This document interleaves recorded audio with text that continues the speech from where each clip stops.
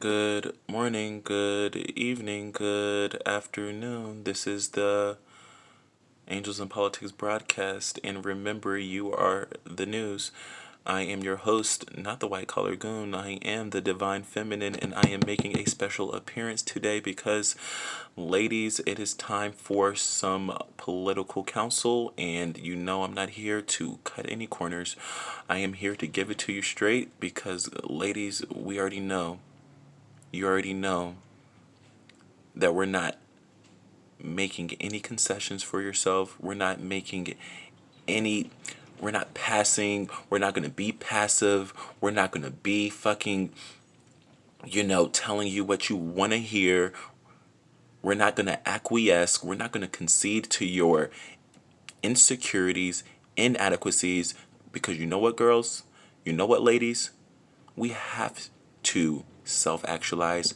We have to self realize. We have to present ourselves and boost ourselves up because you know what? These motherfucking guys are afraid of us. Oh, they're not afraid that we're like going to be bigger and stronger than them. Oh, maybe so.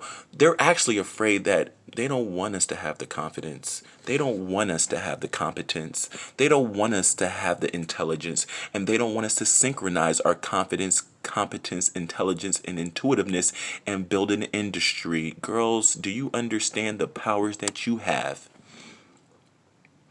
Women, do you understand how powerful you are? Women, do you understand that once you become that divine feminine and you step into enlightenment means you need to get into the light. Well, how do you get into enlightenment? You have to go through the darkness. You have to go through the darkness, ladies. So here it is. Do you ever look at the television shows? Do you ever look at the movies? Do you ever look at the commercials? Do you ever look at the advertisements and just look at the women that you see? Look at the women that you see on your screen, on your magazines, on the billboards. Do they look like you? Do they represent you? Do they remotely look like you in any sense of the term, in any sense of the word? Chances are they probably don't. I know some of you might feel like, wait, that is true. When I look at the television screen, I don't look like a lot of those women. When I look at the movies and I look at the archetypal, protagonist and I look at his love interest, who is the quintessential female that is always dating whoever the protagonist is, it never looks like the women that I see. It doesn't look like me, nor does it look like my friends, nor does it look like the women I went to school with, nor does it look like the women that I grew up with, nor does it look like the women that I see on a regular basis with. I don't see these women at my grocery store. I don't see these women at church. I don't see these women at my workplace. I don't see these women when I go bowling. I don't see these women at Applebee's or TGI Fridays. Do you understand? Somebody says, well, what are you getting at this? Where are you going with this, divine feminine? We understand that the world is honestly, well, I'm going to say the whole world. We understand that women are only promoted, are only shown when they fit a certain mold according to whoever's in charge. 9 times out of 10 is going to be some male, a white male who's old enough to be our grandfathers. But yeah, for sure. He's going to pick the women. Sorry, my hair is flowing. He's going to pick the women that fit a certain mold. So what? What do we do about this? Do we sit down and do we moan and do we groan and do we grovel and do we compartmentalize ourselves into little groups and say we're progressive or we're liberal or we're feminist or we're whatever is, or we're going to just put an adjective together and put an ist at the end of the word to make us feel educated, to make us feel of value, to make us feel, confident, because really we don't like those girls, or we really have something against those girls, or we really have something against the system, or we just have issues, but we don't want to do something about it. Listen, ladies, I'm here to tell you, don't you dare compare yourself to those women on television. Don't you dare compare yourself to those women in the magazines. Don't you dare. Don't you dare compare yourself, the value, your powers, your femininity, your divinity Your spiritual gifts, your assets, what you bring to the table, what you bring to the world. Don't you dare compare yourselves to the Victoria's Secret models. Don't you dare do that. You know why? Because they don't have what you have. Oh, they have a lot. Oh, they have a lot going on, apparently, ostensibly, what it looks like according to, the media lens. But what about you? What about you? You have your gifts of creativity. You have your gifts of logic, of analysis, of emotional stability. You have your gifts of emotional fluidity. You have your gifts of ingenuity. You have your gifts of accountability. Girls, be accountable of your actions and manifest your dreams. Manifest the fact that you are the superhero. And these women would love to have your intelligence. These women wish they had an ounce of your confidence. These women wish they had an ounce of your intuitiveness. You better get after it, girls.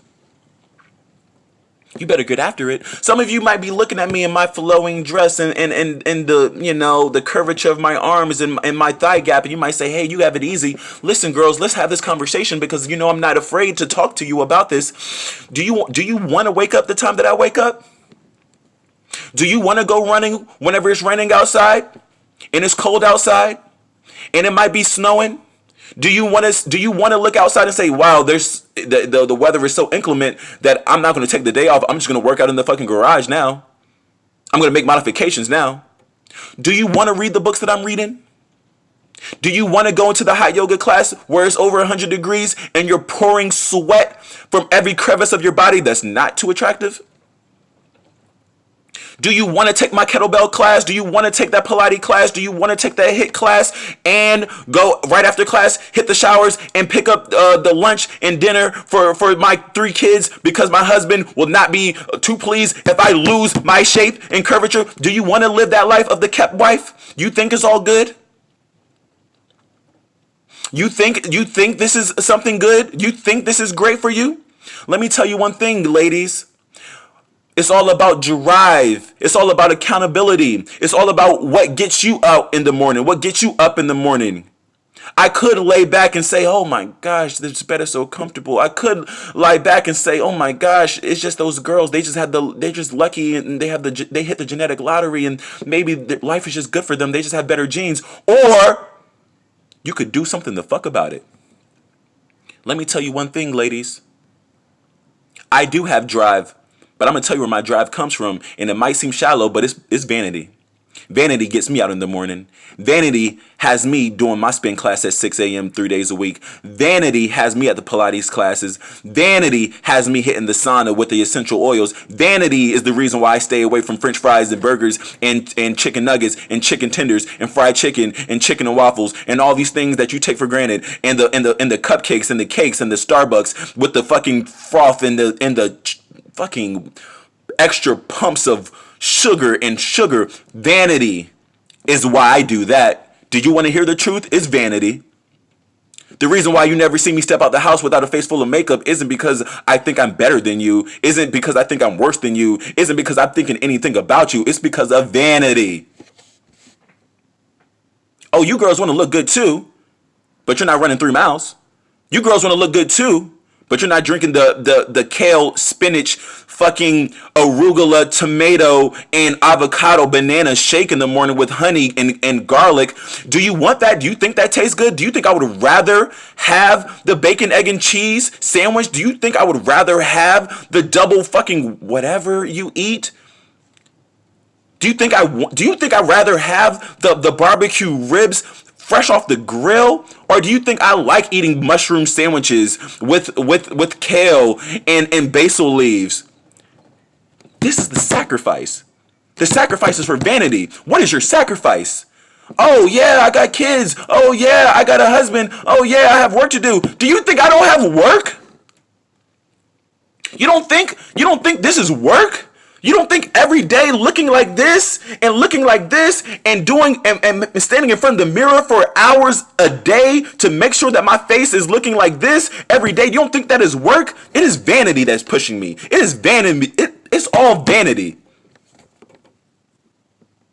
That's the reason why I am the way I am. Girls, I'm not going to make any accommodations for you. Girls, I'm not going to make any accommodations for you. If this isn't what you want, then don't never compare yourself to it, because you're not willing to put in the work. You're not willing to make the sacrifices. You made sacrifices, but you also make your decision when you pick up that potato chips and french fries, and you pull up at the cookout and you get the strawberry milkshake and you get the tub of ice cream, and you don't even put it in a bowl. You just eat the ice cream fresh out the motherfucking carton. You made your sacrifices, ladies. You think you can have an abdomen like this and still drink beer? You think? Do you think I do? Of course I drink. Of course I love beer. Of course I love wine. Of course I love cupcakes. Of course I love ice cream. I had to sacrifice it. Not because I'm better than you. Not because I'm higher than you. Not because I'm more spiritually aligned. It's because I sacrificed it because of vanity. God bless. White collar goon. White collar goon. This is the divine feminine, and I love you.